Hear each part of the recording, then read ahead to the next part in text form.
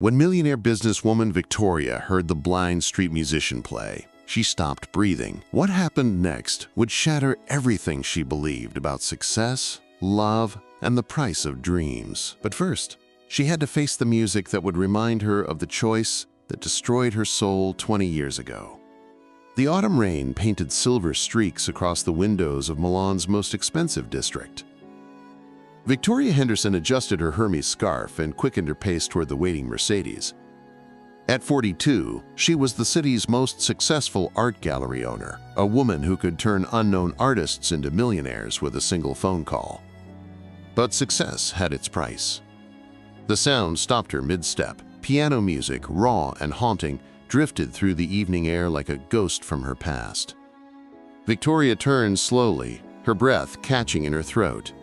There, beneath the dim glow of a streetlight, sat a young man at an old, upright piano.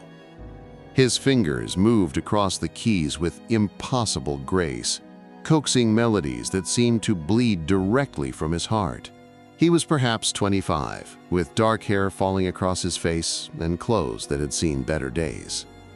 His eyes were closed, but Victoria soon realized why. He was blind. The melody he played was Chopin's Nocturne in E-flat major, the same piece that had once filled her childhood home, played by fingers much smaller than his. The same piece that had died with her dreams 20 years ago. Victoria's hand trembled as she reached for her phone to call her driver, but she couldn't move. The music held her captive, wrapping around her heart like chains made of memory and regret. A small crowd had gathered, dropping coins into an old guitar case, but the young man seemed oblivious to everything, except the conversation between his soul and the keys. When the piece ended, he paused, tilting his head as if listening to something only he could hear. "You're still there," he said quietly, not turning around. "Most people walk away after the first song, but you haven't moved." Victoria startled. "How did you?" "You're breathing," he replied, finally turning toward her. His unseeing eyes were startlingly blue, filled with a depth that made her feel exposed. "You were holding your breath during the Chopin. Either you really hate classical music or it means something to you." She found her voice. "You play beautifully." A sad smile crossed his features. "That's kind of you to say. I'm David, by the way, David Chen." "Victoria," she hesitated. "That piece, it's my favorite." "Mine too." His fingers found the keys again, playing a softer variation. "My grandmother used to say that music doesn't come from the hands. It comes from the places that hurt the most." The words hit Victoria like a physical blow. Her grandmother had said the exact same thing, sitting beside a young Victoria at their family piano, encouraging her to pour her heart into every note. "She sounds wise," Victoria managed. "She was." David's hand stilled. "She's the one who taught me that being blind doesn't mean you can't see. Sometimes it means you see things other people miss." Rain began to fall more heavily. Victoria watched as David carefully closed the piano's lid and gathered his few belongings. Without thinking, she stepped forward. "Wait," she called. "The rain, you'll get soaked." David smiled. "I've been wet before, but thank you for the concern. Let me give you a ride, please." He paused, considering. "That's very kind, but I couldn't. It's the least I can do. Your music." She swallowed hard. It reminded me of someone I used to know. Something in her tone made David nod slowly. "All right, but only if you're sure." Victoria called her driver, and within minutes the Mercedes pulled up. As they settled into the leather seats, David ran his fingers along the interior. "Nice car," he observed. "You must do well for yourself." "I own an art gallery." Victoria studied his profile. "What about you? Do you always play on the street?" David's expression darkened slightly. "I used to perform in concert halls, but that was before." "Before what?" He was quiet for so long that Victoria thought he wouldn't answer. Finally, he spoke. "Before the accident that took my sight. Before I lost my scholarship to the conservatory. Before I learned that the music world doesn't have much patience for blind pianists who can't read sheet music anymore." Victoria's heart clenched. "I'm so sorry." "Don't be," I've learned to see music differently now. Sometimes I think I understand it better than when I had my sight." They drove in comfortable silence until David directed the driver to a modest apartment building on the other side of town. As he gathered his things, Victoria found herself speaking without thinking. Would you consider playing at my gallery? I host events sometimes. Private viewings for collectors." David turned toward her, surprise evident on his face. "You don't even know if I'm any good." "I heard you play. That's all I need to know." He hesitated. "Why would you want to help me?" Victoria looked at him, this stranger who had unknowingly opened a door she'd sealed shut 20 years ago. "Because sometimes we all need a second chance to find our music again." That night, Victoria stood in her penthouse overlooking the city, but her mind was in another time, another place. She walked to the piano that had sat untouched in her living room for 2 decades and lifted the cover. The keys were dusty, neglected. She pressed middle C, and the sound echoed through the empty space like a sob. She had been 18 once, with fingers that danced across keys just as David's did, with dreams of concert halls and standing ovations. But dreams, she had learned, were luxury items that not everyone could afford. Her parents had been practical people. "Music is a nice hobby, Victoria, but it won't pay the bills. Business school will give you security, a future." So she had traded Chopin for commerce, melodies for money. And she had succeeded beyond anyone's expectations, except her own heart's. The next evening, Victoria arrived at David's building with a proposition that surprised even herself. She climbed 3 flights of stairs to his small apartment and knocked. "Victoria?" David opened the door, clearly surprised. "How did you?" "I asked around. May I come in?" His apartment was small, but spotlessly clean, organized with the precision of someone who navigated the world through memory and touch. In the corner sat an old digital piano, its keys worn smooth from countless hours of practice. "I have an offer for you," Victoria said without preamble. "I want to sponsor you." David nearly dropped the glass of water he was offering her. "I'm sorry, what?" "A sponsorship. I'll cover your living expenses, arrange for a better instrument, help you get back into the music world properly.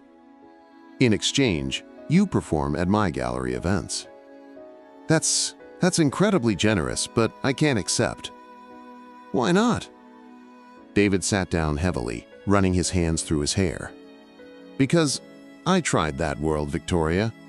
I had agents, managers, people who believed in me. But after the accident," he shook his head. "The music industry is brutal to anyone who's different. They see the blindness before they hear the music."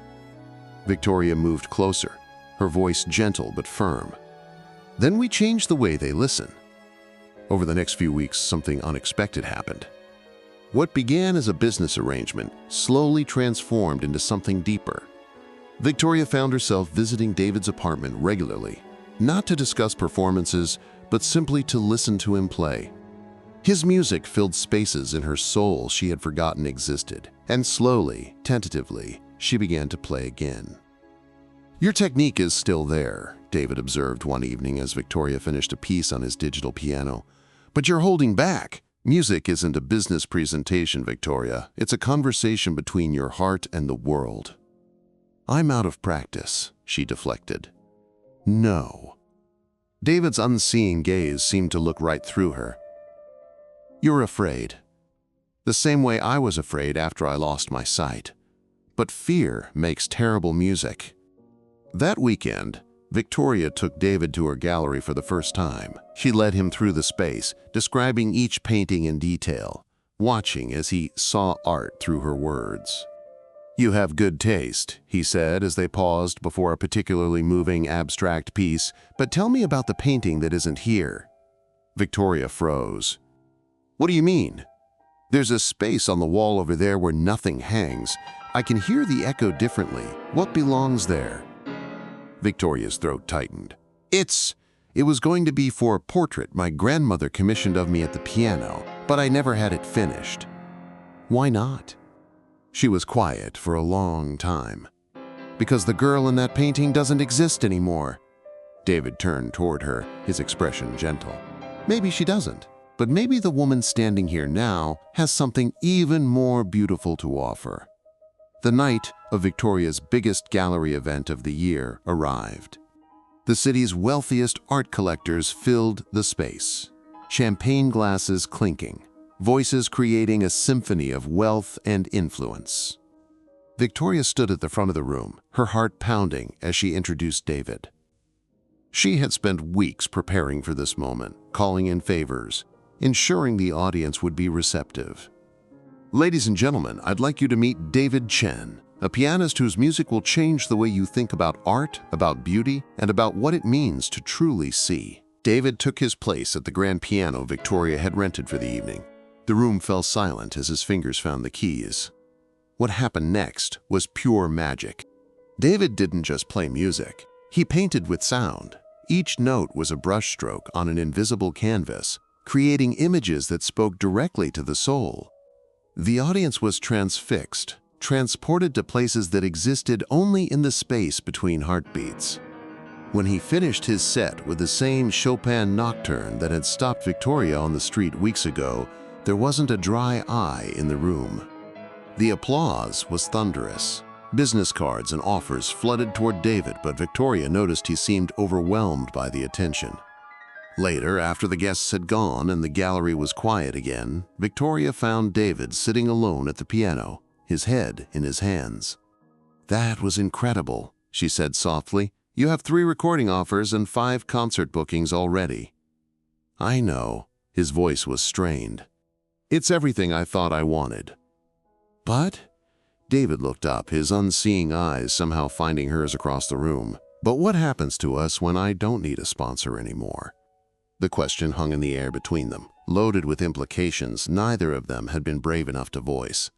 Victoria walked slowly to the piano and sat beside him on the bench. "What do you want to happen to us?" David's hand found hers, their fingers intertwining like musical notes finding harmony. "I want to make music with you, not just as a patron and artist, but as whatever we could be together." Victoria's breath caught. "David, I'm 15 years older than you. I'm your sponsor. This could be complicated." "The best music is complicated," he said, turning toward her. "It has dissonance and resolution, tension and release. It's never simple, but it's always worth playing." "I stopped believing in fairy tales a long time ago," Victoria whispered. "This isn't a fairy tale," David replied, his thumb tracing across her knuckles. "It's better. It's real." 6 months later, the music room in Victoria's penthouse had been completely transformed. 2 pianos now occupied the space, a grand piano for David's performances, and the restored upright that had belonged to Victoria's grandmother.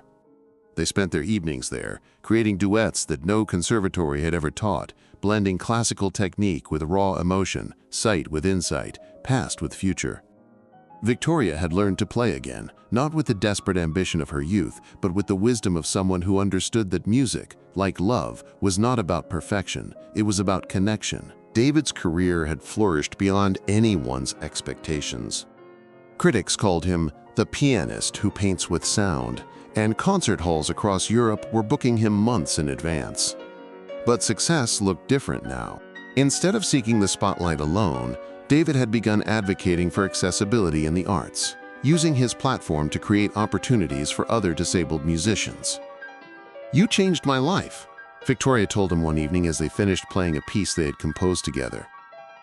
"We changed each other's," David corrected, his hand finding hers on the keys. "That's what the best music does. It doesn't just play, it harmonizes."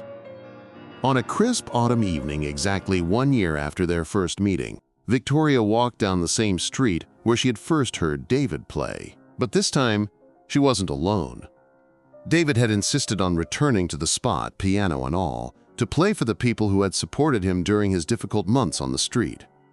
As his fingers once again brought the old upright piano to life, Victoria watched the crowd that gathered. But this time, she didn't stand apart from the music.